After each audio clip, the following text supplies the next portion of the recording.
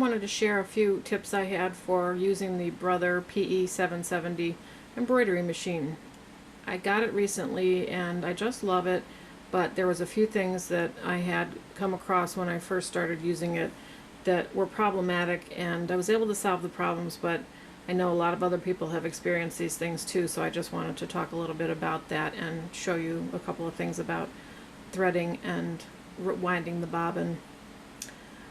One thing that I didn't realize when I got into embroidery was that you didn't need to have a bobbin thread color that matched the upper thread color like we always did in sewing. So basically you can choose black or white bobbin thread, and it does need to be a special bobbin thread. You can't just use any old white thread. A lot of people have talked about using the pre-wound bobbins, and a lot of people have had trouble with those. I decided that I had enough factors to worry about when I was getting into using this machine that I was going to go by the recommended 90 weight Brother branded embroidery bobbin thread and just use that, because I didn't want to add any more variables to the mix. So the machine comes with one roll, and then I ordered a package of 6 off of Amazon. And it does come in a different weight also, 2 different weights, but the 90 weight is what you want, not the 60. It's not a big deal to wind the bobbin. It really doesn't take very long, and it's very simple to do, so I just really can't see buying pre-wound bobbins and just throwing them away when you get down to the end of it. So this is how I chose to do it, and it seems to be working fine. The first thing that I found was that because of this flange that's on this particular bobbin thread that Brother makes, it was causing all kinds of trouble when it was feeding the thread out onto the bobbin, because it kept catching on the edges of this, and everything would go flying, and the bobbin would all get screwed up, and I even had it twist about 1,000,000 times around the below where the bobbin winds, and I've heard of other people having the same problem. It's a disaster because it takes you hours to unwind it about 1,000,000 times, and trying to unwind it when you've got these 2 little things with grooves in them to catch the thread is no picnic. So I had to figure out what the heck I was doing wrong and try to solve that. So what I came up with was basically going against what they tell you how the thread should come off with a reel. They tell you to do it, to load it so that it's the opposite way, so the thread is coming from underneath. But I found the trick is that you need to do it with the thread coming out from above. The second trick is you need to use your largest disc that you put on the end of the spool, so that it's just bigger, just a little bit wider than the diameter of the spool, so that the thread glides neatly over the top of that when it comes off. Between those 2 things, I solved the problem. You do also need to make sure that you thread the when you're going to thread it, that you thread it right. But you just basically want to follow the guide that they have here.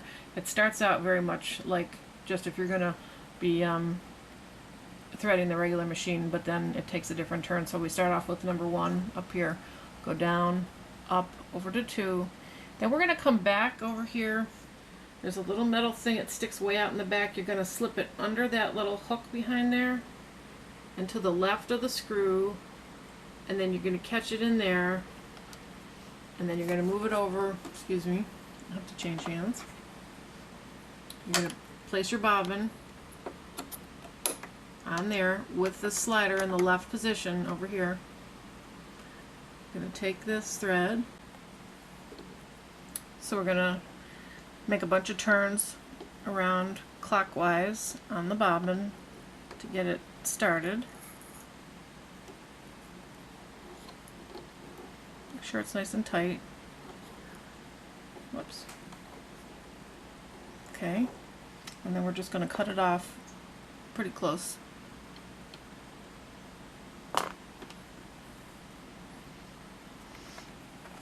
Okay, sorry. Then you're going to take your finger and push this whole thing to the right so it snaps in place. You'll notice that the color turns like a yellowy orange on your power button, and that means that you're ready to start. So we press the button and off we go.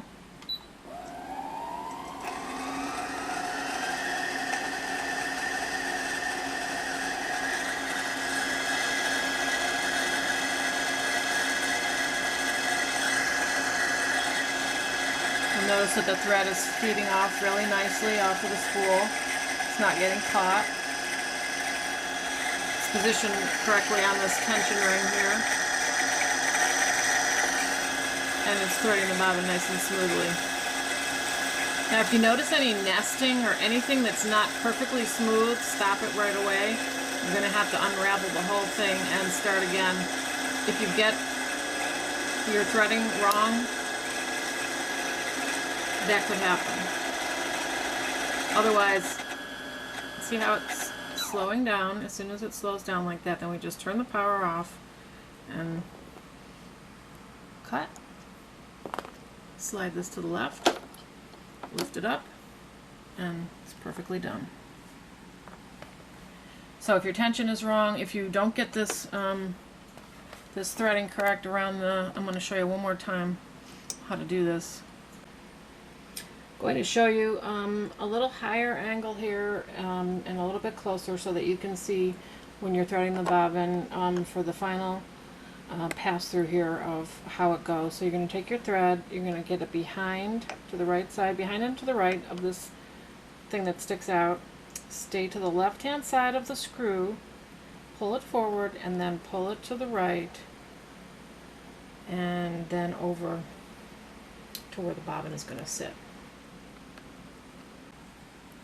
Now I'm going to show you how you load the bobbin in the machine, and this is super duper easy and fun, and I think pretty foolproof compared to other machines I've used, like my Janome. It's a little bit more difficult. So you just take your finger, and there's this little white raised edge to the square. Just move it to the right, and your cover will pop up. Just lay it aside. And you're going to want to take your bobbin with the thread coming off the left side, and you're just going to drop it straight in. Take the thread. I'm hoping that you can see this. Got a little guide that goes around here, and then another groove that comes all the way around here, and you're going to follow the thread through that. So we're going to get it underneath. I have to switch hands.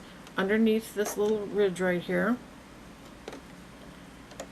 Slide it through to the groove.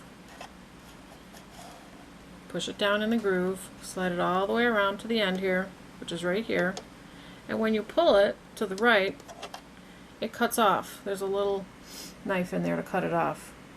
So it's super simple. There's also a diagram here that shows the direction that you want to do it in. So once it comes off of here, just get it under this little corner right here. Slide it underneath there, and then all the way around into this ridge. Push it down with your finger if you have to, and then it cuts off at the end. Super easy.